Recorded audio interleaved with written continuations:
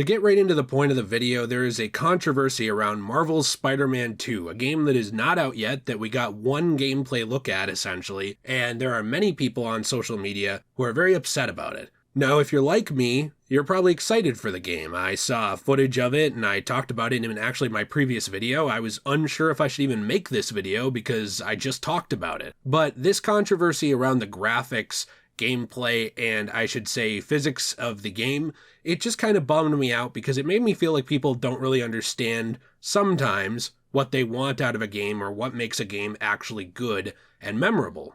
All over Twitter and all kinds of other social media websites, and even in the YouTube comments and even some YouTube reaction videos, are talking about how the physics of the game are just not there. The game doesn't look like a noticeable step up from a game like Miles Morales, which was also on PS5. And also the game, it's not what they expected. It's not what they wanted. It doesn't look new enough. And I kind of wanted to address this today because it's something that bums me out a little bit about gaming. I think that all of these big, huge AAA companies have often really gotten people to believe that graphics are what make a game good, and that couldn't be further from the truth. Before we hop into today's video, please be sure to leave a like and subscribe if you do enjoy today's video. It does mean the world to me, actually. We are growing very quickly. We're over 117,000 subscribers now, which is very surreal and it means a lot to me. And we do have several other channels, including Magical Jill, my wife's channel, where I also make content with her, in the description down below. And of course, Degenerate Plays, where we play through games, Let's Play style, in a podcast format and have fun with you, so I hope you'll check those out. I'm avoiding putting anyone specifically on blast here. I've noticed that when I take particular comments from people who are not journalists or not online personalities or any of these things, it often gets them very upset. I've noticed that anytime I do it, they usually run to Reddit or somewhere to complain about me, so I'd like to just kind of avoid that here and just say that if you want to see what I'm talking about, just type in Marvel Spider-Man on Twitter or on any of these other things, or start scrolling through the comments and sorting through new, and you'll see what I'm talking about. And the idea is essentially that the game just doesn't look new enough. It doesn't look different enough from the previous game. But what's weird to me about that is that when you actually compare this game to Marvel's Spider-Man 1 back on the PS4 before it got remastered, this is a very big noticeable step up. Just like Remastered was, I would say, partially a noticeable step up. I think it was better looking, it ran better, but it wasn't huge, right? And then, of course, obviously, Miles Morales was a pretty decently big-sized step up. I guess what bums me out about all of this is that graphics don't make a game good. Now, I think this game looks like it has good graphics so far, first off. And secondly, we've been told that this is not the final build of the game. We actually saw a presentation of the original Marvel Spider-Man game. If you remember, it was the helicopter chase scene. That was not actually the end product of Marvel Spider-Man.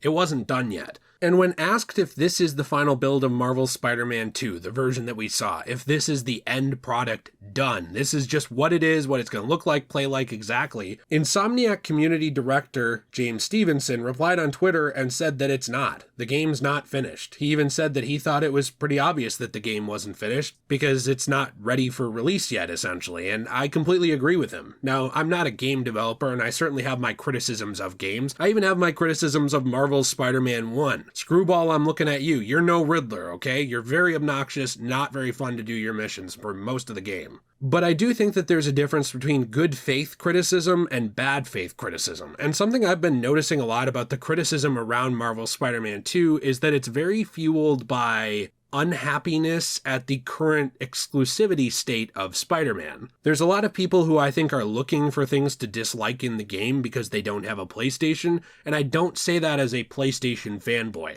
In fact, I think I spend more of my time on Xbox Series X playing through old Assassin's Creed games than I've spent on my PlayStation 5 in the entirety of owning it. It doesn't mean that I like one more than the other, it's just I like playing games, and I go and play games where there's a game that I want to play, right? That's just what I do. I don't really care about the plastic box it's on.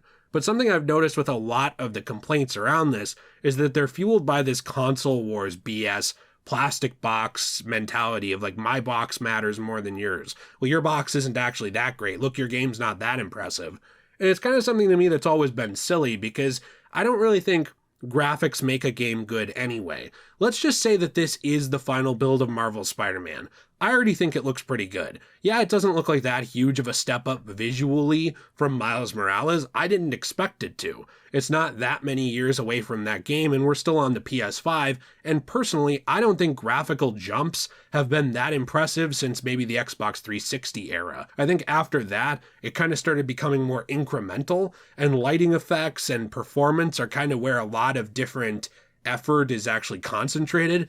There was actually a channel that made a very good video on this whole situation. If you want to watch it, please finish mine first. It's Some Ordinary Gamers. Mutahar, he's one of my favorite YouTubers actually out there, and he was talking about this, and I completely agree with him because I really think that there's a lot of old games that look very, very good that are not new, right? They're like a decade plus old. Games like Metal Gear Solid 4, like he mentioned in his video. They look very good even now.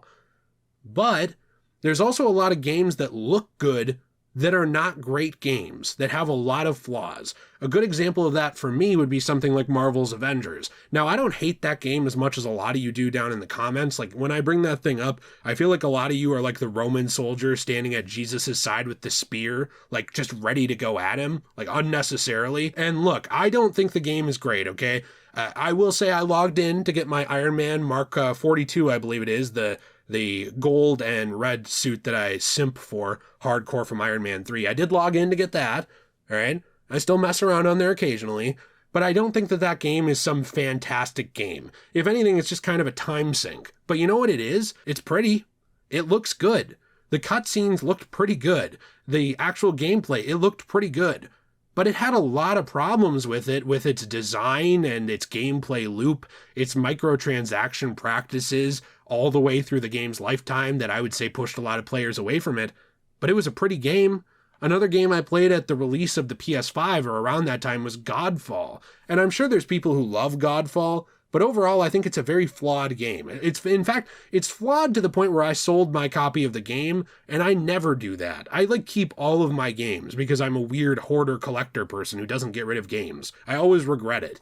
I don't regret getting rid of Godfall at all. It was a beautiful game that was very shallow and boring to me. Another game that I thought looked very, very pretty at its release but had a lot of problems was Assassin's Creed Unity. And I've changed my tune on certain things with that, with the story and the gameplay, especially now that it's enhanced on something like Xbox Series X. I think it's a very solid and fun game. But at the time of release, it was a bit of a mess. Like, there were glitches where you could see through characters' faces and they just didn't render, so they were like floating eyeballs and teeth. There was a lot of problems going on with the performance, and actually, I would say the frame rate was just piss poor on a lot of the actual release consoles when that game came out. But you know what it was? It was a pretty game. Even games like Rise Son of Rome. No hate to Rise Son of Rome, it'll always be a meme on my channel. That game, very pretty, also kind of shallow. There's just not a lot of things going on with it. It was more of a tech demo than a full-on impressive game. And why am I saying this? Why am I getting into all these games? Even games like Star Wars Battlefront 1 from EA, okay? Not the original. Hold on, Star Wars fans, hold on. Drop the pitchforks. The EA one. Very pretty game. Beautiful. Absolutely breathtaking when it actually came out and launched. It looked fantastic, okay? And there's still some things on it that are fun to mess around with today, I think, too. Especially some of the more single-player stuff where you're messing around with the AI. It's one of the more visually impressive and pretty Star Wars games. But you know what it also was? Shallow. There wasn't a lot of content. There wasn't a lot to do. It was very repetitive. And my point is just essentially that these graphical complaints, it's not that there's no place for them, but I don't think that people understand that these games, they're not made good by their graphics. They can certainly improve things. They can drop you more into a world. They can immerse you more and make you more not wanting to leave, right? Wanting to actually experience that world and take place in it. Beauty in games, it matters. But for me personally, something that I think a lot of people are missing is performance. And I don't really understand what happened with this idea. There has been this really weird obsession on places like Twitter and other places with 60 FPS now. I kind of wonder where everyone who cares about that was like 5 years ago when I cared about it.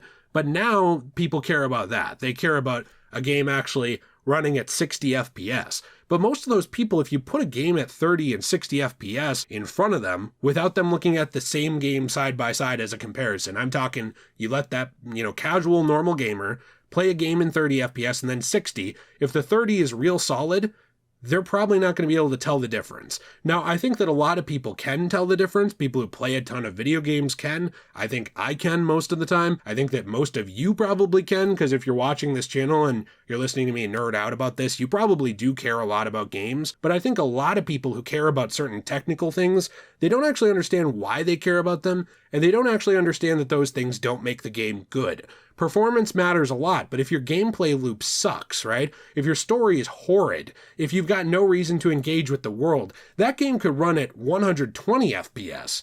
But if it's trash, if there's no point to engage with it, it doesn't matter, right? And that's the same problem I have with this graphical debate. I've always thought that performance mattered a lot more than graphics.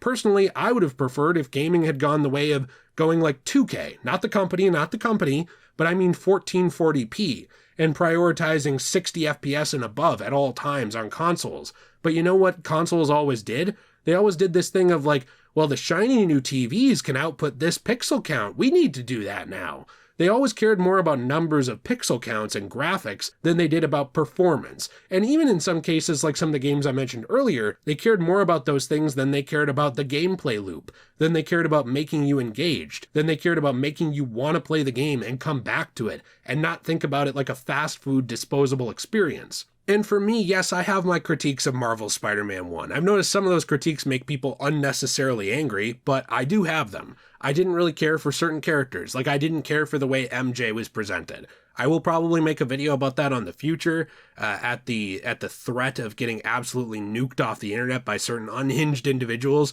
I know some of you really like her, okay? I'm not talking about you. If you like her, that's cool. There were a few people in the last video who got just very angry about me just like passively mentioning I didn't like that version of the character. I have things like that I'm not a huge fan of, okay? Or even Screwball and her missions, not a huge fan of. There's cosmetics in Spider-Man 1 or Miles I didn't like.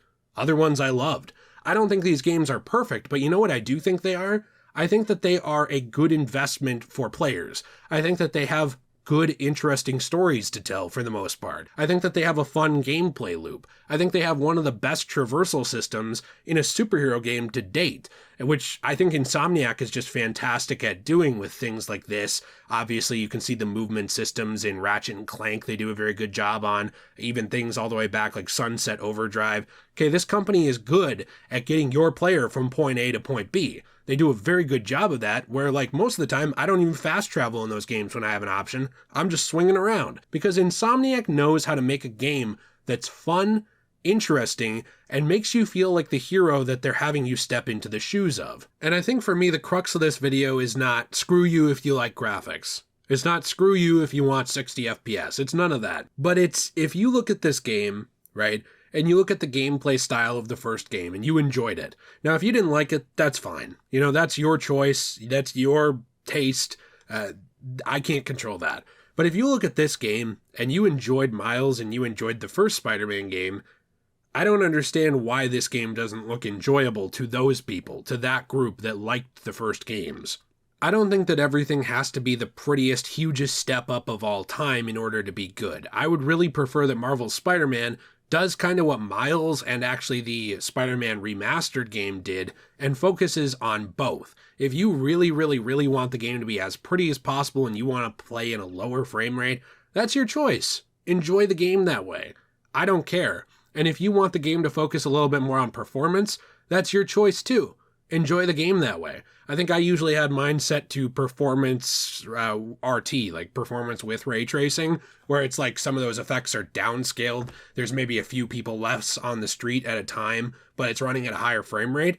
That's what I prefer. I like that. I prefer the actual performance of the game to run better, because for me that enhances the gameplay loop, that makes me enjoy the game more and have a fun, like a more fun time with it. And I would absolutely love a world where we could play every game at 4K 60 FPS or higher, no problems at all, no frame drops, anything like that. And I'm sure eventually that day will come, but you know what? I care most about these things. Is the game fun? Does it run? Is there a reason for me to play this game? What do I care about here? You know, those are the things that I'm actually invested in with games, not just, is this thing pretty? And I think for me, when I'm seeing all these debates on the water graphics of the game, like how when Miles lands in the water, the splash isn't perfect, so therefore the game is unplayable, I'm genuinely not trying to be disingenuous here. I've really seen attitudes like that. These sentiments are really too bad for me because what they do is they reinforce the idea, especially with investors and out-of-touch publishers, that what you want is just pretty shiny thing. The performance, well, if we hit that number, it matters because people will whine about it. But otherwise, it doesn't really matter how it actually runs, how it actually looks other than just being pretty, how it actually plays, what is the gameplay loop of the game, what's the story, what's going on, what's making people, re-engage in this world. Because right now, what a lot of consumers are telling these companies is this. With their money, with their wallet, and with their engagement time, they're telling them this. Gamers want games as a service. Gamers want microtransactions because they spend a ton of money on them. Gamers want this sort of content drip type model that'll keep them coming back. Gamers want multiplayer with everything. Gamers want this, that, and the other thing, and above all, pretty game. And then we get games like the ones I mentioned earlier that are not as good as they could have been at the very least, because the focus was on things that didn't matter as much as the game itself being fun. At the end of the day, despite what some people act like with the console war martyr crap and the weird always online takes, video games are meant to be, shocker, fun. They're supposed to be something nice for us, something that gets us away from the daily wear and tear and grind of every day. And at the end of the day, if we keep getting these messages pushed to developers, I think we're going to keep seeing games that can't be as good as they should be, really, because things are prioritized that shouldn't be. That's why this whole thing frustrates me. That's why I care about this whole controversy, if you can even call it that, because it feels disingenuous and it's sending the wrong message both to other players, especially younger ones who are very impressionable, and of course the game development companies themselves who think that they have to hit these very specific tech specs or these very specific looks for a game instead of just making something fun. Some of the best games out there don't always look the best, and honestly some of them have issues at times even with things like performance, but the game is fun and there are reasons to return to it and enjoy the game. And you know what? Even if Miles Morales and Spider-Man themselves, those original titles, aren't the best looking games ever to be made, I think they look very good, and I think the same thing of this game going into its release. So anyways, that pretty much wraps up my thoughts on this. If you enjoyed today's video, please be sure to leave a like and subscribe for more content. I appreciate it very much. I do cover a lot of things on this channel, from things like James Bond to Fallout to Assassin's Creed to Marvel and DC Comics properties like Spider-Man, Batman, etc. There's a lot of stuff I talk about on this channel that I truly enjoy, and I do hope you will join me for the ride because it means a lot to me. We also do have several channels in the description down below, like I said before, including Degenerate Plays, where we play games together, and of course Magical Jill, where I make content with my wife. I will mention in one final thought on Degenerate Plays, I believe soon, my wife and I are talking about starting a Spider-Man, Insomniac Marvel Spider-Man 1 playthrough, an actual Let's Play of that game, and she's in the background. And my friend Nate and I already played through Miles Morales on that channel too. So if you enjoy Spider-Man, we do too, and we hope to see you there. Have a fantastic day, and as always, everyone, stay shway.